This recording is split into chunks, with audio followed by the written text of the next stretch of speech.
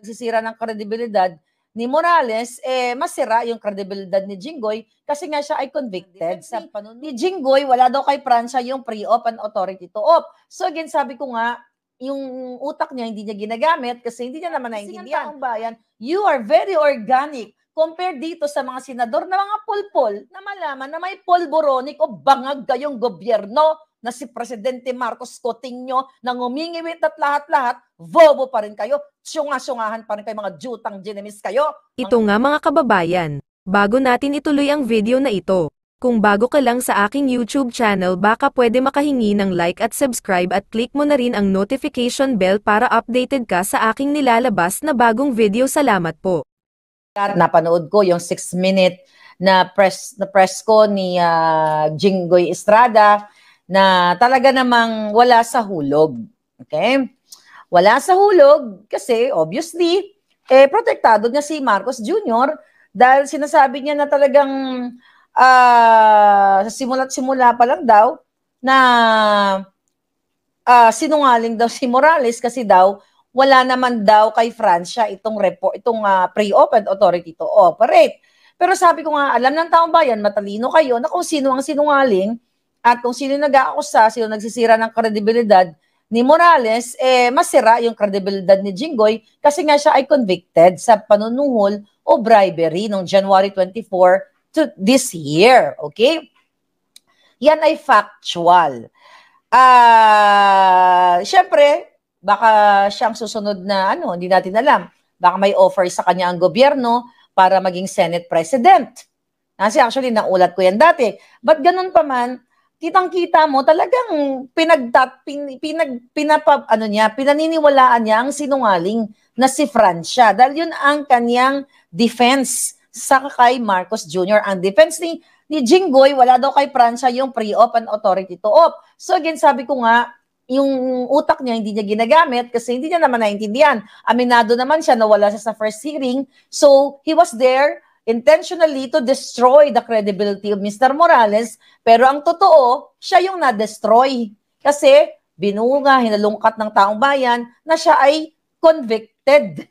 Okay? Dito sa bribery at may mga kaso-kaso pa. So malinaw yan sa sikat ng araw. So huwag kayong mag-alala, huwag kayong maawa kay Mr. Morales kasi he's fighting for what is right. At matatalino naman kayo, di ba? Matalino pa kayo sa mga senador doon, pwede nyo nang palitan. Alright? So sinasabi dito ni Jinggoy na pinagbibintangan pa niya si Morales, sabi niya kasi wala doon kay Francia yung dokumento. Di siya yung nag-leak. So imagine mo, siya ang nag-leak, inaccuse. Actually, pwedeng, I don't know kung may immunity ba ang senador sa yun. Pwede siyang kasuhan That's harap-harapang pag-aakusa kay Morales na si Morales ang nag-leak. Di ba? Harap-harapan sa pag senador ka, pwede ka nang mag-akusa ng ganun-ganon na ikaw. So di ba? Ang senador, sila gumagawa ng batas. Di ba? Sila dapat ay nasa gitna lamang. Imagine mo dun pa lang sa statement niya sa press conference o doon din sa Senado, ikaw ang nag-leak nang wala sa ang hurado ba, ang korte ba, pwede mong sabihin, hindi, ikaw pumatay Ikaw ang gumordur Alam ko, yun ang nararamdaman ko, feeling ko, acceptable ba yan? Mamaya yun tungkol sa, ano ba title natin? Kalahating million offer ni Mekos. Sa akin yun, kay Sas at saka kay Pebble Salacara. I'll talk about that later. Okay. So, hindi po pwede. Kaya ito nga, sabi ko nga, pero I think sabi ko nga, let's give Jinggoy the benefit of the doubt. Pero the way siya o sumagot dun sa press hearing, talagang, siya, he intend to gurgur. You know? He is intend to gurgur the character of Morales. Kasi sinabi niya, hindi siya nagbigay kay Francia, siya nag-leak. Kasi wala kay Francia Imagine mo, hindi niya kinross-exam itong sinungaling na Francia na napatunayan doon na umamin na nagkaroon talaga ng conversation si Dave Goryoso, si Francia at itong si Morales. Pero actually, dahil matatalino kayo at gising ang taong bayan, you are very organic compared dito sa mga senador na mga pulpol. Mas nanaig ang katotohanan. Kahit pa anong distrongkar ng alam nyo, sa totoo lang, mga kababayan, napakalungkot lang ng yugto ng buhay ng Pilipino kasi ang mga senador ninyo, hindi man siguro lahat, senador, kongresista, ay kasabwat ng mga sindikato, kasabwat ng mga manggugurgur, mangchuchukchak, pulburon and everything. Sobrang nakarating sa atin informasyon dito sa mekos-mekos na ito. But, well, again, punta to tayo doon later. So imagine mo, saan ka nakakakita ng senador na siya ay dapat namamagitan sa bawat panig? So, si Morales at syempre, yung mga involved, sila Marcos Jr. na nagmaang-maangan ng jutang ginamis na bangag, as a senator, hindi ka nagpapakita ng bias mo. And again, in fairness nakabawi si Senator Bato dun sa interview niya kay Karen Davila. Pinanood ko, hindi ko natapos, pero may part lang na sinulat ko na pwede nating pag-usapan later.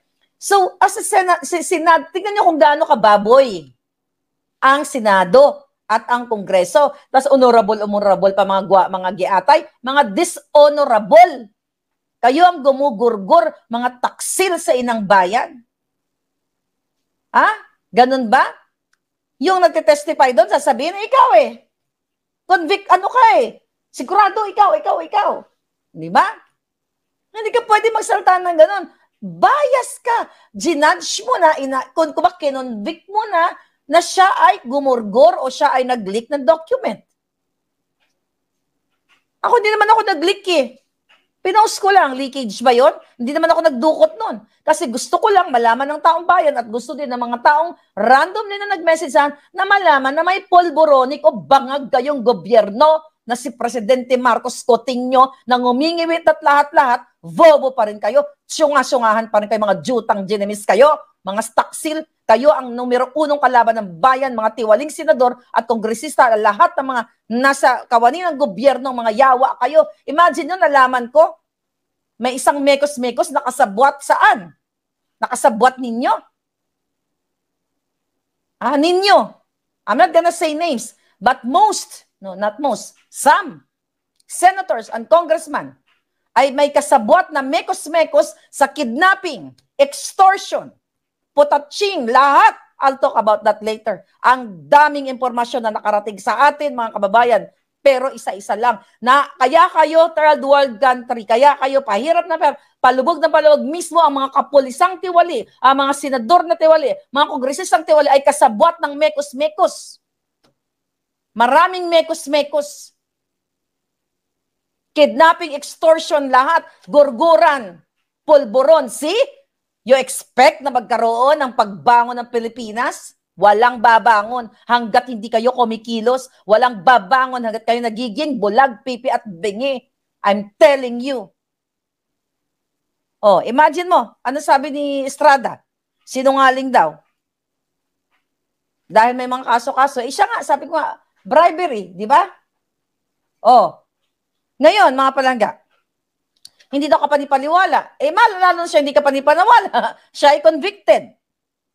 Tapos sabi pa nga niya, si Morales daw ang naglagay ng pangalan ni Marcos, gusto lang daw idamay. Ang sabi ni Morales, kung gusto kong idamay, yan dapat nung election pa, 2016, 2022, di ba? I mean, during the election, I'm not sure kung sinabi niya 2022. Pero nung 2016 pa, kung gusto niyang idamay, yan yung sinasabi ko na mga senador na hindi gumagamit ng utak. Di ba?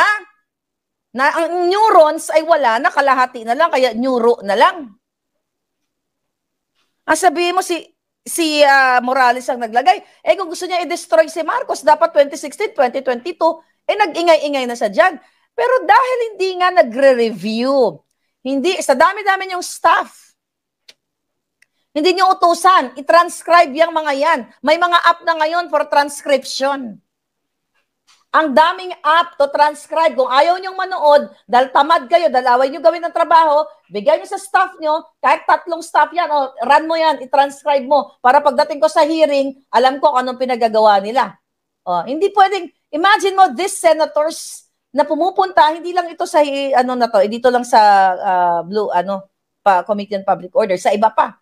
Na pumupunta sila, wala silang alam. Hindi nila alam, kung umupo lang sila doon, paano ka makikipag-participate sa interpellation, sa discussion, if you don't know anything. Ibig sabihin, your brain is useless. O you are being there because of na kamal-kamal ng kwarta ng bayan. Kawawa kayo. Worst government, sabi nga Nino. Ni Palangga. Berada, thank you. I love you too, Palangga.